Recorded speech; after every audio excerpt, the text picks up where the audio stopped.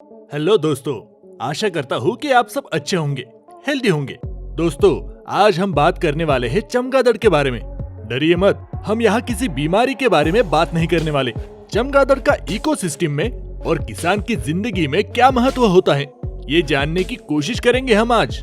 चमगादड़ को generally society में निगेटिवली देखा जाता है, लेकिन ऐसा भी नहीं है। सोच बदलनी चाहिए। ऐसा भी कहा जाता है कि चमगादड़ कई वायरस के साथ बिना बीमार हुए रहते हैं। संभावित चमगादड़ मानव रोग संचरण के लिए चिंता बढ़ रही है, क्योंकि भूमि समाशोधन चमगादड़ को मनुष्य के साथ और करीब रहने के लिए मजबूर कर रहा है, क्योंकि उनके बसने के स्थान कम हो गए हैं। तो दोस्तों, आइए शुरू करते हैं आज की चर्चा। इससे पहले कि हम आगे कुछ और कहें, चैनल को सब्सक्राइब कर दीजिए और बेल आइकॉन प्रेस कर दीजिए।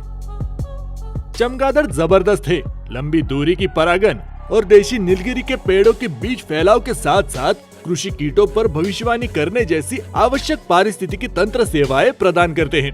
वास्तव में किसानों को ये एहसास भी नहीं होता है कि ये नेचुरल इकोलॉजिकल पेस्टिसाइड्स उनके आसपास में रह रहे हैं और उनके फसलों की रक्षा कर रहे हैं। वैसे माइक्रोबैट बहुत छोटे होते हैं, जिनका वजन मात्र 3 से 150 ग्राम होता है। यही वजह है कि आप अपने आसपास में ऐसा होने पर ध्यान नहीं देंगे, और शायद वो नहीं जिसकी आपने कल्पना की थी जब आपने उन्हें सुना था।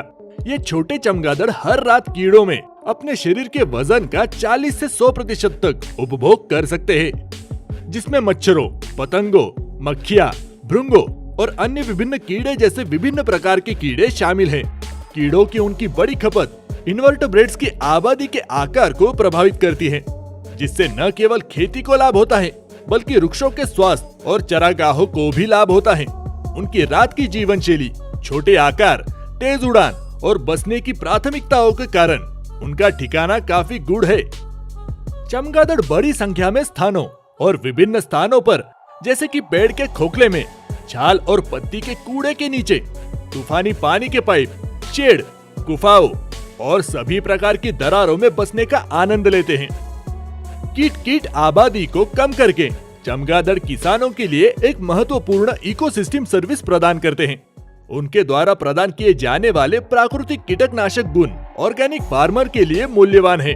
वास्तव में इतना मूल्यवान, यहाँ तक कि ऑर्गेनिक फार्मर द्वारा प्राकृतिक कीट नियंत्रण को प्रोत्साहित करने के लिए अपने खेतों में बैट रोस्टिंग बॉक्स स्थापित करने की खबर आई है, क्योंकि कीटनाशकों का पर्यावरण पर हानिकारक प्रभाव पड़ सकता है और प्रभावशीलता में लगातार गिरावट आ रही है। कृषि परिदृश्य में माइक्रोबैट्स को प्रोत्साहित करना इतना महत्वपूर्ण कभी नहीं रहा।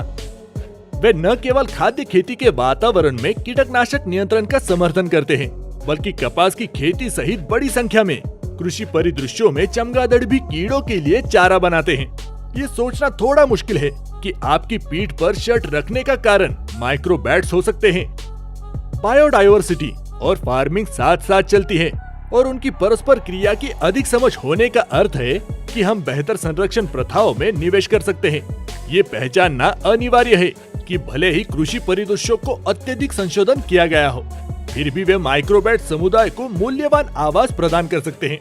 चमगादड़ के पारिस्थितिक महत्व के बावजूद और उनकी गुप्त प्रकृति के कारण वनों की कटाई से माइक्रोबैट्स तेजी से घट रहे हैं और बायोडायवर्सिटी असेसमेंट में अक्सर अनदेखी की जाती है।